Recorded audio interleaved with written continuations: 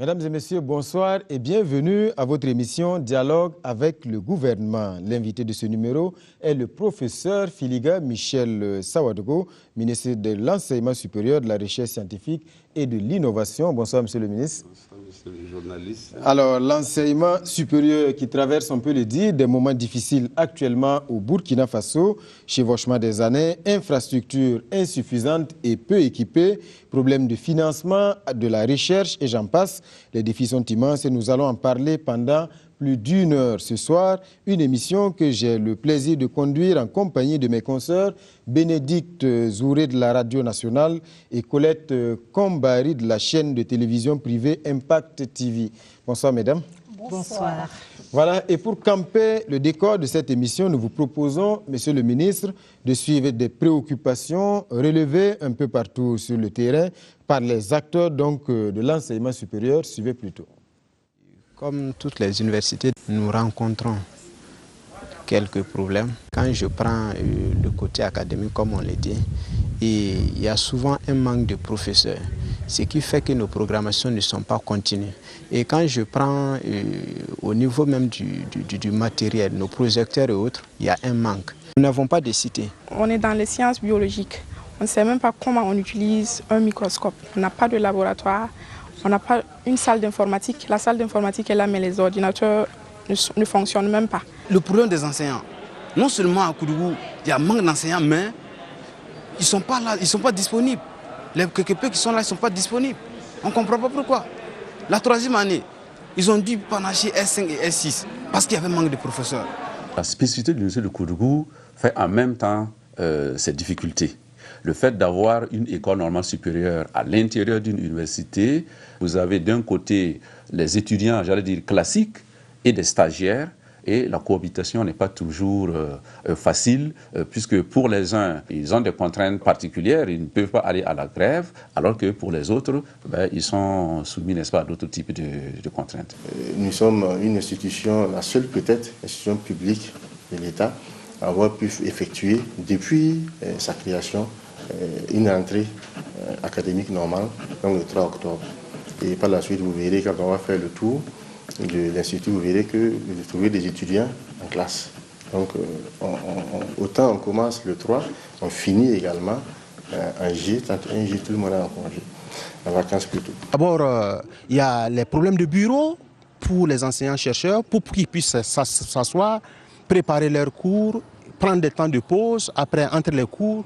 Il y a le fait que dans les salles de classe, on se retrouve à 1000, 2000 personnes, 2000 étudiants, et les conditions donc, dans lesquelles nous donnons les cours, et souvent avec des brasseurs qui ne fonctionnent pas, c'est pas du tout facile.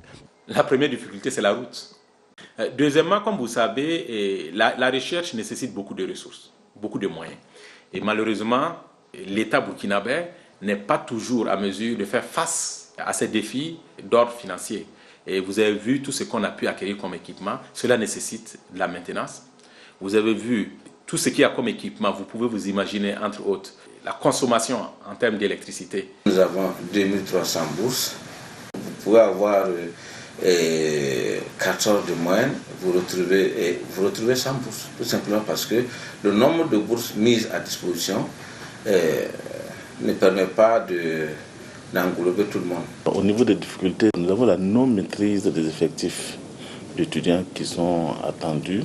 Et cela, c'est au regard de certains aléas. Et parmi ces aléas-là, justement, nous pouvons citer justement le retard et puis les chevauchements des années académiques, parce que chez nous, ça crée une certaine perturbation dans nos prévisions. Il y a aussi certainement le nombre de plus en plus croissant d'étudiants qui arrivent, surtout de la diaspora. L'une des grandes difficultés aujourd'hui, il faut qu'on ait un statut approprié d'établissement public à caractère scientifique, culturel et technique, ou encore EPA. Il y a certaines catégories, à 55 ans, ils sont admis à la retraite, ils se pointent à la caisse. La caisse dit qu'il faut 56 ans pour résoudre leurs questions. Et maintenant, ils retournent au service, le CNU ne les reconnaît plus.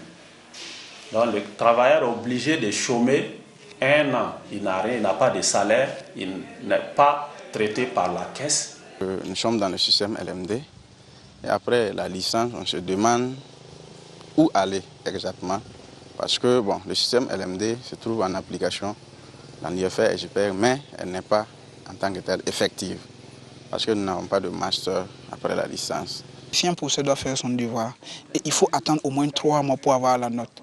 C'est vrai, il y a le nom qui est là, mais il faut que chacun fasse son devoir. Il faut savoir que c'est sur la base des résultats obtenus, des études que nous avons conduites en Anoro, qu'aujourd'hui la chloroquine a été retirée du marché. Ça, c'est une preuve palpable que la recherche peut apporter sa contribution au développement de ce pays. Voilà, monsieur le ministre, pour cette mise en bouche. Pas de laboratoire, pas de projecteur, alors pas de microscope, manque d'enseignants, pas de bureau. La liste est loin d'être exhaustive, monsieur le ministre. Alors, comment expliquer que l'université au Burkina Faso, l'enseignement supérieur de façon générale, en tout cas, se trouve dans une situation aussi difficile, monsieur le ministre? Alors, je voudrais d'abord saluer l'initiative de cette émission et déplorer l'accident qui s'est produit avec des journalistes qui devaient aller faire des reportages à Fada. Les journalistes du service d'information et du gouvernement qui préparaient cette émission. Voilà, et donc je souhaite prompt rétablissement aux intéressés. Alors concernant les problèmes, je pense qu'effectivement ils sont nombreux. C'est dû en grande partie à l'évolution quand même assez fulgurante des effectifs. Moi, j'étais recteur de l'université de Ouagadougou en 2000. Il y avait 9400 étudiants à l'université de Ouagadougou et 400 à Bobo-Dioulasso. Ça fait moins de 10 000 étudiants. À l'heure actuelle, on se trouve avec 110 000 étudiants. Donc, l'accroissement est quand même difficile à gérer. Par ailleurs, le gouvernement peut-être n'a pas suffisamment mis les moyens.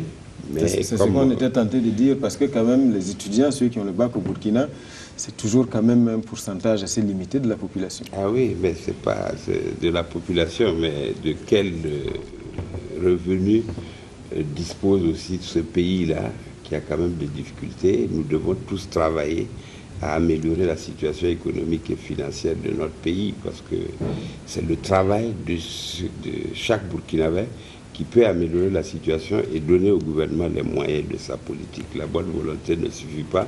Ce que je dois vous dire simplement dès le départ, c'est que nous travaillons sur la base du programme présidentiel, le programme du président Roch-Marc Christian Kaboré, qui a mis l'enseignement supérieur et la recherche scientifique parmi les priorités et qui prévoit sur les 5 ans des investissements assez importants, portant aussi bien sur les infrastructures, les bâtiments, les laboratoires, sur les équipements qui vont permettre l'accès à l'Internet et même la création d'une université virtuelle burkinabé qui doit permettre que l'on puisse accéder à l'enseignement supérieur à partir des régions.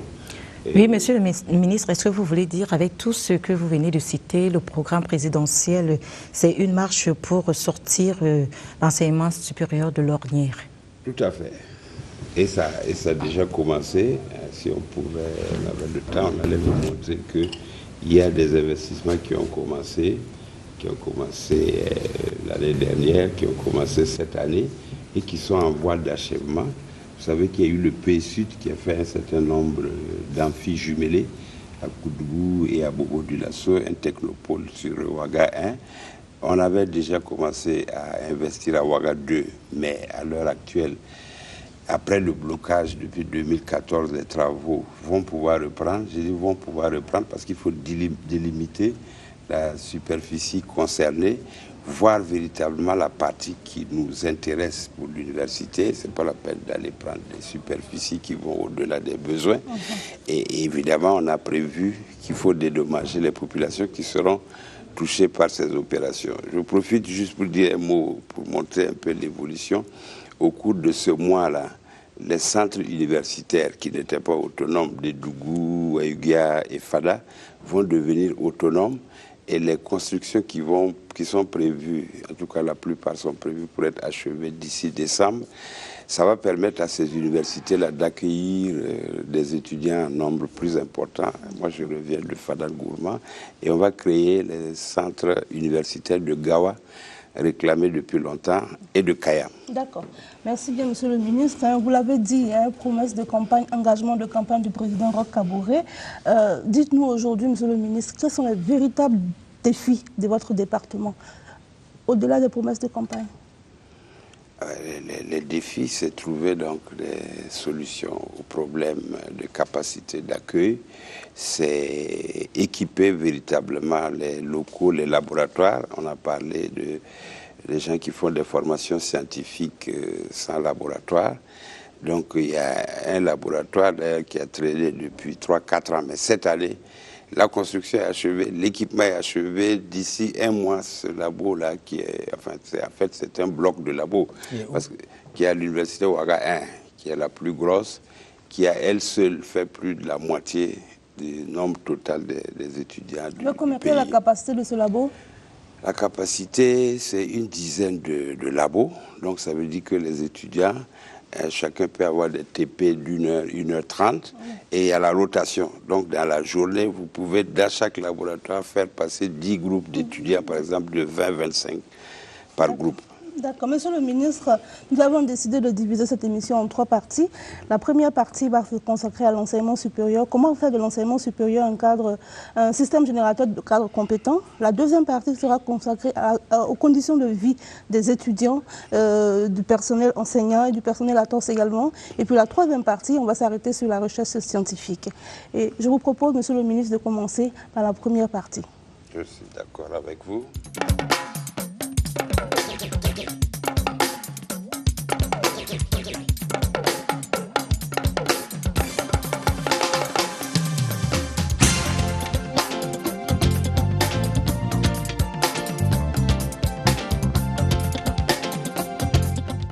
Il est un fait, monsieur le ministre, qu'un pays ne peut se développer s'il n'a pas de ressources compétentes à même de penser, de mettre en œuvre des stratégies de développement.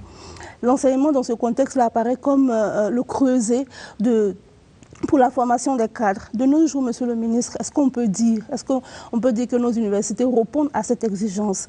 Est-ce qu'on peut dire aujourd'hui qu'à Ouagadougou, à Bobo Dioulasso, à Waïguya, à Dédougou, on forme des cadres? Est-ce qu'on peut dire que des cadres sortiront? Je vous propose d'écouter l'élément de réponse dans ce reportage. L'enseignement supérieur fait partie d'un processus d'éducation et de formation qui, depuis le préscolaire, se poursuit tout au long de la vie. Les universités se trouvent ainsi à l'interface du système éducatif et du marché de l'emploi, contribuant de ce fait à créer l'expertise, à gérer le développement, à organiser la transformation sociale et à préserver les valeurs sociales et l'éthique culturelle. Un gros défi pour le secteur de l'enseignement supérieur de notre pays qui, depuis quelques années, traverse une crise profonde marquée par une inadéquation entre les capacités d'accueil et les effectifs d'étudiants, l'insuffisance du personnel d'encadrement et les difficultés de mise en œuvre de la réforme LMD. C'est fort de ce constat que le gouvernement Thiéba, sur la base des orientations du Programme national du développement économique et social, s'emploiera entre autres actions d'ici à 2020 à la réorientation du système d'enseignement supérieur vers les sciences, la technologie, les formations professionnelles courtes, à la consolidation des infrastructures d'accueil et des équipements techniques, de l'accès gratuit à l'Internet et des cours en ligne, et à la prise des mesures urgentes pour la mise en œuvre effective du système LMD. Après ce reportage, monsieur le ministre, qui dépeint un peu la situation, nous allons aborder la toute première question, une question posée par un téléspectateur. Ma question à poser au ministre, c'est de savoir réellement, est-ce qu'il y a un suivi au niveau de nos centres universitaires? Monsieur le ministre, la question est assez claire. La question très précise. Il y a un suivi au niveau des centres universitaires, comme je vous l'avais dit. Moi, je reviens de Fadal Gourma, où j'ai pu participer aux journées portes ouvertes qui sont destinées à montrer à la population, aux entreprises, ce qui se fait à Fada. Pour le moment, c'est 2 filières professionnalisées, bâtiment des travaux publics et puis les mines. Et la formation est faite de stages avec l'appui des praticiens. Donc je pense que c'est une formation qui est tout à fait adaptée. Il y a des problèmes, mais tous les débuts connaissent des difficultés. Nous avons vu que le bâtiment va être achevé peut-être d'ici fin décembre. Le bâtiment, les locaux, l'université se trouve à 3 km de Fada, donc c'est quand même pas une grande distance à couvrir. Le restaurant est prêt et une cité est prévue dans les années à venir. En attendant, ils vont habiter comme maintenant en ville. De toute façon, vous savez que la majorité des étudiants ne sont pas dans les cités universitaires. Et ça, c'est la situation de la plupart des pays. Je suppose que si l'étudiant a posé la question, c'est peut-être parce que sur le terrain, dans les centres universitaires, plutôt le sentiment qui se dégage, c'est que peut-être ils sont délaissés et puis laissés à eux-mêmes. Voilà. Et là aussi, le problème va être réglé parce que les centres universitaires, effectivement, ne sont pas autonomes. Les 3 centres dépendent tous de l'université Ouaga 1, mais le dossier est prêt, le dossier sera soumis au gouvernement et à partir de ce mois, ces centres-là vont devenir des universités autonomes avec des budgets qui vont pouvoir gérer de manière à régler sur place leurs problèmes.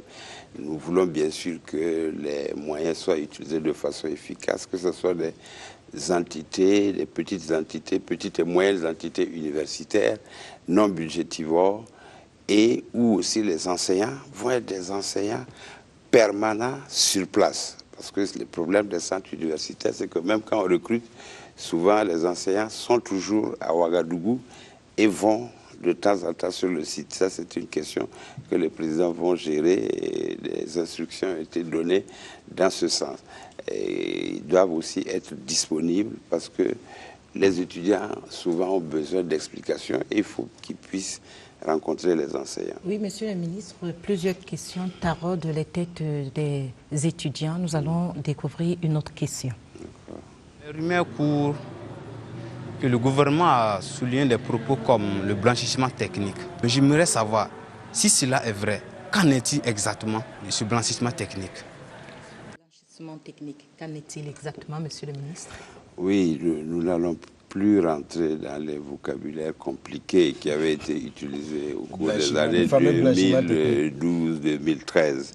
Ce que nous disons simplement, c'est que nous travaillons depuis le début de cette année à résorber les retards et à faire en sorte que d'ici octobre prochain, pour la plupart des filières, et peut-être d'ici octobre 2018 ou 2019 pour les autres, que tout le monde puisse avoir un cycle universitaire qui démarre en octobre et qui se termine en fin juin ou début juillet. Ça, c'est un objectif général que nous poursuivons tous. Pour vous donner un exemple, vous avez les bacheliers de l'année 2015 qui n'avaient pas commencé les cours jusqu'en juillet 2015. Ils ont commencé en octobre 2016. Voilà, ils ont commencé en octobre 2016. Oui. Donc je suis au courant. Et ce que nous avons convenu avec les enseignants, c'est que cette promotion-là, plus un nombre limité de bacheliers de 2016, vont ensemble avoir leur cursus, donc à compter du début novembre. Alors, monsieur le ministre, je crois que la prochaine question va certainement vous permettre d'aller un peu plus loin. D'accord, donc je on crois laisse ça pour le moment. Sur cette question du redressement de l'année académique suivie. La seule question que j'aimerais poser au ministre, c'est de savoir si il y a un projet de redressement de l'année scolaire qui est en vue. Voilà, monsieur le ministre. Voilà, merci madame et messieurs les journalistes. Je dois vous dire que c'est une préoccupation centrale au niveau du ministère, que depuis 2015, nous avons travaillé là-dessus au mois de septembre. Malheureusement, à la rentrée 2015, on est tombé sur une crise au niveau du SENU qui n'était pas prêt à accueillir les étudiants revenus de chez leurs parents. Donc ça bloquait un peu les énergies. On a repris les travaux en juillet, septembre. On a travaillé même avec les syndicats là-dessus. Redresser, normaliser les années, c'est un objectif qui fait l'unanimité. J'en ai parlé lors de la cérémonie de prise de touche des enseignants. nous ne voulons pas rentrer dans la question de responsabilité. Nous savons que si ça ne marche pas, c'est que chacune des parties a sa part de responsabilité, à savoir le gouvernement pour l'insuffisance des infrastructures. Peut-être qu'il faudra plus de moyens pour louer des infrastructures complémentaires dans le cadre de cette normalisation, en attendant que les constructions en cours et à venir puissent régler durablement le problème. Il y a les responsables universitaires, présidents, vice-présidents d'université, directeurs du FR, parce que quand on a des responsables, c'est pour suivre la marche des choses et attirer l'attention sur les retards. Monsieur le ministre, mais là, ce que vous nous expliquez, un peu, c'est assez complexe. Parce que si, par exemple, des étudiants de 2016 qui viennent d'avoir le bac, en tout cas en 2016, doivent commencer l'année avec des étudiants qui étaient là en 2015, qui attendaient. Est-ce qu'on a même des amphis capables d'accueillir en fait ces nombres-là? C'est des doubles flux pratiquement. Oui, ça ne va pas être... Justement, on veut éviter le double flux et on veut éviter aussi d'attendre que ceux de 2015 finissent avant que ceux de 2016 ne commencent, puisque à ce moment, on va institutionnaliser le retard. Ce que nous avons prévu, c'est justement de ne pas donner un effectif aussi important pour ces filières-là. S'ils sont par exemple 1300, on ajoute 500 ou 600 nouveaux du bac 2016. Ils vont être 1800, 2000. Et on va trouver un amphi de 2000 pour les accueillir et pouvoir faire cours. C'est ce qui va se faire. Nous sommes en train de prendre toutes les dispositions dans ce sens-là. De ce que vous dites, là, deux préoccupations que je note. La première préoccupation, c'est qu'il y a des années blanches à l'université de Ouagadougou, dans d'autres universités qui ne disent pas leur nom. Parce que si les étudiants de 2015 ont commencé les cours en 2016, en octobre 2016, ça veut dire qu'ils ont fait une année blanche. La deuxième préoccupation, c'est que vous allez contingenter au niveau du bac. Si vous voulez prendre 500, ça veut dire qu'on va limiter les bacheliers. Est-ce que c'est ça, monsieur le ministre? Non, il n'y a pas de contingentement. Ce qui va se faire, c'est que ce sont les filières qui n'ont pas eu ce retard-là qui vont en prendre plus. Ce sont les universités qui ne prenaient pas beaucoup d'étudiants qui vont en prendre plus, comme Bobo-Dioulasso et Koudougou. Il va de soi que ce n'est pas la faute des étudiants si depuis octobre 2015, quand ils ont obtenu le bac, ils n'ont pas eu cours.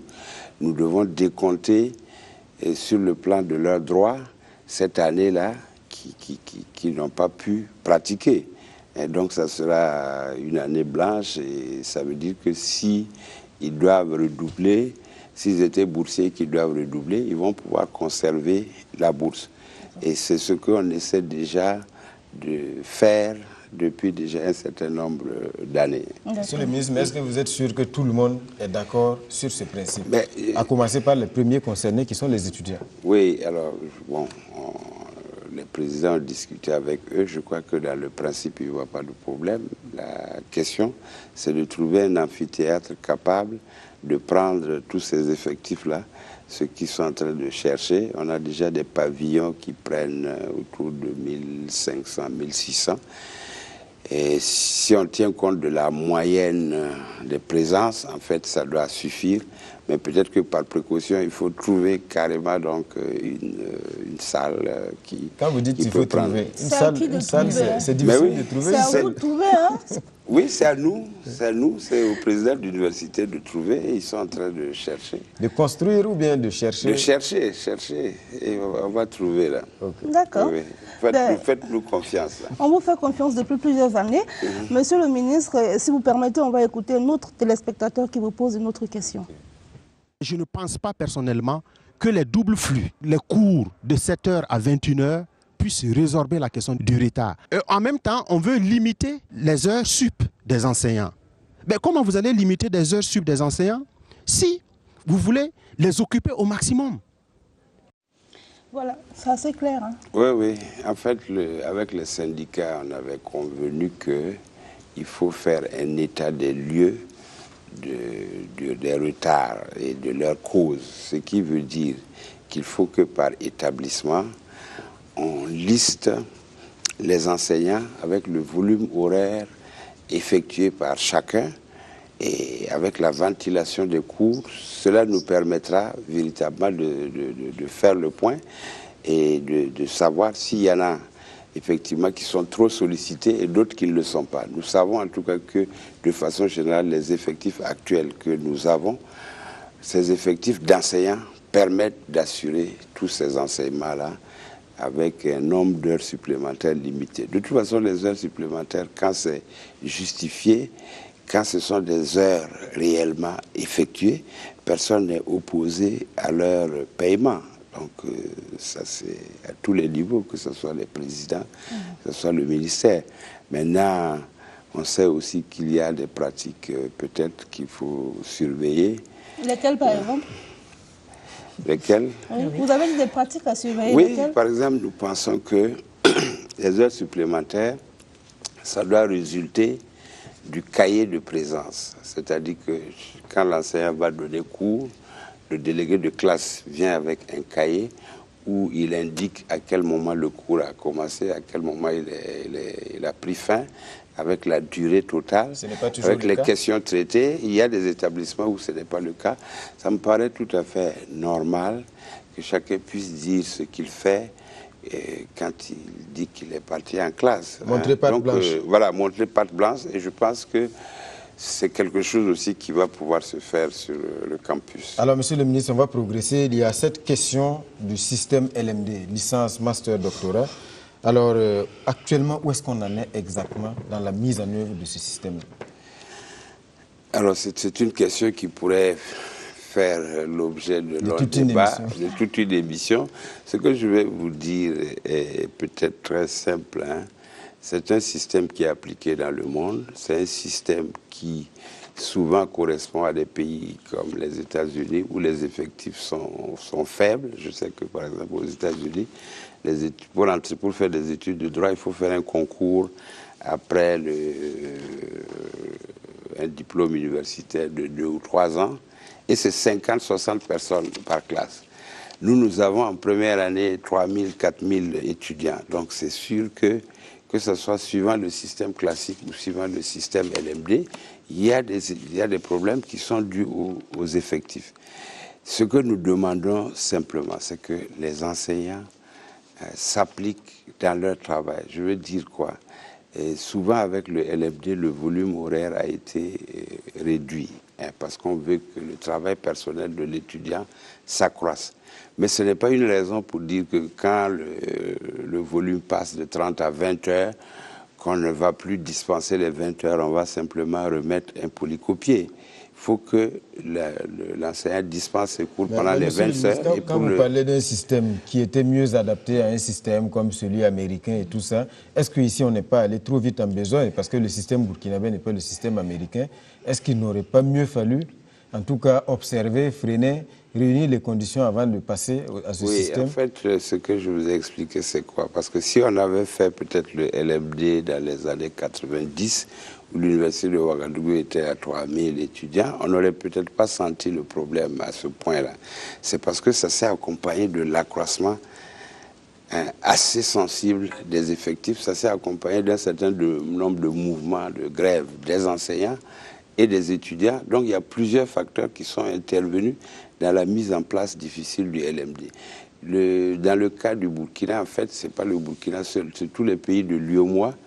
Et j'allais dire, c'est plus large encore avec ceux de la CEMAC qui ont décidé d'aller au LMD. Parce que si vous voulez vivre dans le monde et que toute l'Europe a décidé en 2000 d'aller au LMD et que vous voulez quand même aller dans le monde, pouvoir faire la compétition et que vous restez hors du système, je pense que ce n'est pas bon. Il y a des difficultés, il y a des adaptations et nous en avons déjà discuté. Et nous allons continuer ces adaptations-là. Oui, monsieur le ministre, le système est déjà mis en place, mais qu'est-ce qu'on peut faire pour rattraper tout ce qui ne va pas pour que le système soit bien positionné? Voilà, ce qu'il faut faire déjà, c'est, puisque la conséquence la plus visible, c'est au niveau des retards, c'est ce que nous sommes en train de travailler pour mettre fin à cette affaire. C'est aussi la qualité de l'enseignement, ça dépend des enseignants. C'est l'accompagnement informatique. Nous travaillons aussi là-dessus, c'est sous l'égide du Premier ministre, on a travaillé depuis le mois de mai. Le ministère du du développement de l'économie numérique. Il nous a fait des équipements, l'UEMOA, et le grand projet, ça va être l'université virtuelle. Je pense que dans les 2 ans... Mais il y a ces filières où il n'y a pas de master. Ça s'arrête à licence. Et puis derrière, les étudiants ne savent plus à quel sein se vouer. Oui, en fait, dans la logique du système LMD, quand vous faites la licence, c'est un cycle terminal. Donc c'est une partie seulement des étudiants, lorsque le master existe, qui font le master. Donc ce n'est pas automatiquement qu'après la licence, on va en master. Mais à Koudougou, à Bobo, des masters se créent. Donc je pense que pratiquement dans toutes les filières, il y aura des masters. Et ce qu'on observe un peu comme évolution, c'est que quand vous avez par exemple 400 étudiants en licence, probablement ceux qui vont aller en master, ça va être 100 ou 150 ou 200. Un peu moins, parce qu'en 2013, sur 2629 étudiants, on n'a eu que 46 admis, donc beaucoup moins que 100. Vous connaissez la question, on dirait. Non, je connais ça. Bon, monsieur le ministre, on va passer à la deuxième rubrique de cette émission. Elle est axée sur l'amélioration des conditions de vie des étudiants, des enseignants et du personnel ATOS.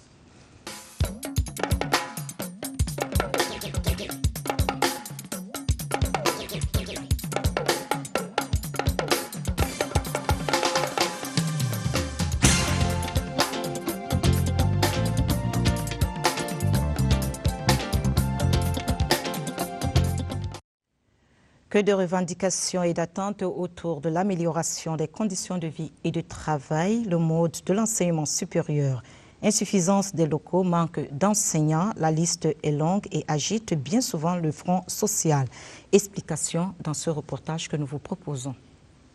L'amélioration des conditions de vie et de travail des étudiants, des enseignants et du personnel administratif, techniques, ouvriers et de services ATOS des universités a toujours été au cœur des préoccupations majeures des gouvernements successifs du Burkina Faso. En effet, la crise dans nos universités est liée aux difficiles conditions régulièrement décriées par les différents acteurs du système académique. Le Centre national des œuvres universitaires, CNU, dont les principales missions consistent à favoriser l'amélioration des conditions de vie et de travail des étudiants à travers la restauration, le logement, la santé, l'action sociale, le sport et la culture, peine à satisfaire les attentes des étudiants. Les enseignants et le personnel ATOS des universités ne manquent pas souvent de donner également de la voix pour décrier leurs conditions de vie et de travail. C'est fort de ce constat que les actions du gouvernement concernant ce volet seront orientées d'ici à 2020 vers la construction de nouvelles cités universitaires à Ouagadougou, Bobo-Dioulasso, Koudougou, Fada, Wayouya et Dédougou. L'octroi de plus de bourses, d'aide et de prêts aux étudiants et l'octroi de bourses d'excellence de thèse pour renforcer et assurer le renouvellement du personnel enseignant. La prise en charge médicale et le transport des étudiants, la conformité stricte au cahier de charges de la restauration universitaire. Nous n'avons pas des résultats de la deuxième année. Et pourtant, le FONER a été lancé, les bourses, tout est lancé il y a longtemps. Est-ce que ces étudiants qui vont avoir leurs bourses, intermédiaires je veux dire, est-ce que réellement on va leur accorder ça? Des étudiants qui attendent encore les résultats au moment où on a lancé déjà le processus pour les bourses intermédiaires et tout ça, alors qu'ils n'ont pas leurs résultats. Bon, ça c'est quand même un problème, monsieur le ministre. Oui, c'est un problème. Que ce soit la commission des bourses, que ce soit les commissions qui travaillent sur les aides et sur le FONER, il y a maintenant plusieurs sessions pour permettre à ceux qui sont en retard de soumettre leurs résultats. Et bien sûr, pendant ce temps, il n'y a pas de renouvellement, il faut attendre que les résultats tombent. C'est un problème et je pense qu'il est mieux de chercher la solution en réduisant les retards qu'en décidant que vous avez la bourse, par exemple, quelle que soit la durée, même si ça fait 3 ans, en première année, vous avez la bourse 3 fois. Et je pense que si on fait ça, ça va même renforcer donc, le retard au lieu de le résoudre. C'est pourquoi nous préférons attendre. Je peux dire que toutes les dispositions sont prises en la matière et que ce qui reste à faire, c'est avec le temps, avec aussi les efforts de l'État, d'accroître le nombre de bourses. Ça, c'est un objectif. Je crois que la question va venir, mais dans ce cas précis, vous rassurez les étudiants qui n'ont pas encore leurs résultats, qui ne sont pas hors course. Ils ne sont pas hors course. Ok, monsieur le ministre, nous allons passer à une autre question concernant cette fois donc la question de l'augmentation un peu des bourses et du FONER. Ils sont en train d'augmenter la scolarité, le coût de transport, le logement, la nourriture. Moi, j'aimerais savoir s'ils vont augmenter aussi le FONER. Ministre, est-ce qu'on va augmenter le FONER? Le montant a déjà été augmenté en 2014 pour passer de 175 000 à 225 000. Parallèlement, le nombre de bénéficiaires s'accroît. C'est quelque chose comme 28 000, 30 000 étudiants qui bénéficient du FONER. Si vous multipliez par le montant, vous pouvez voir ce que ça donne. Plus donc les aides, plus les bourses, ça fait en tout cas une somme importante. Donc on ne va pas augmenter? En tout cas, je ne pense pas on peut dire qu'à court terme, ça ne sera pas augmenté. Ce n'est pas prévu dans le ministre, budget. en filigrane, ce qu'il a dit au début de son intervention, c'est qu'on veut augmenter la scolarité. Il y a des rumeurs en tout cas qui courent selon lesquelles la scolarité, les frais en tout cas de scolarité à l'université, le prix du plat au niveau du restaurant universitaire et même de la cité universitaire. La chambre à cité, du transport, exactement. etc. Est-ce que c'est vrai? Si vous voulez, je vous donne quelques détails. Oui. Du 19 au 21 avril 2016, la rencontre des experts et associés du parti au pouvoir, le MPP, a fait des propositions pour, disent-ils, sortir l'université de la crise. Ils ont proposé que les frais d'inscription passent de 15 000 à 100 000. Le ticket de restauration de 100 francs à 300 francs. La chambre en cité passe à 5 000 francs. Est-ce que vous-même vous êtes au courant de ces propositions et qu'est-ce que vous en pensez vraiment? Est-ce que vous confirmez cela? Alors, ça c'est une étude. Vous savez que tout groupe politique ou non politique est habilité et a le droit de faire des études, de faire des évaluations. Peut-être que la contrepartie de ces mesures, si on ne veut pas les prendre, ce serait d'accroître les allocations fournies par l'État aux universités ou sur nous pour faire marcher les choses. Ce que je peux dire, c'est que les autorités ne m'ont pas instruit de procéder à une quelconque augmentation. Donc vous rassurez les étudiants? Je les rassure, voilà. Je peux les rassurer. C'est pas pour l'immédiat, mais ça peut arriver après. Ah ben tout peut arriver, ça c'est clair. Donc on n'est pas à ce stade. Ce que je veux dire, ce n'est pas prévu par les autorités, ni à mon niveau, ni au niveau des présidents d'université. Les inscriptions se sont déjà faites pour la plupart à l'ancien tarif. Les étudiants ont payé pour entrer dans les chambres à cité, c'est l'ancien tarif.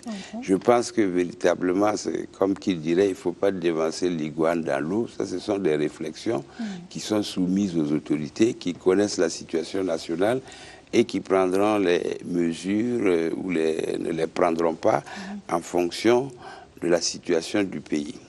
Monsieur le ministre, les préoccupations sont nombreuses.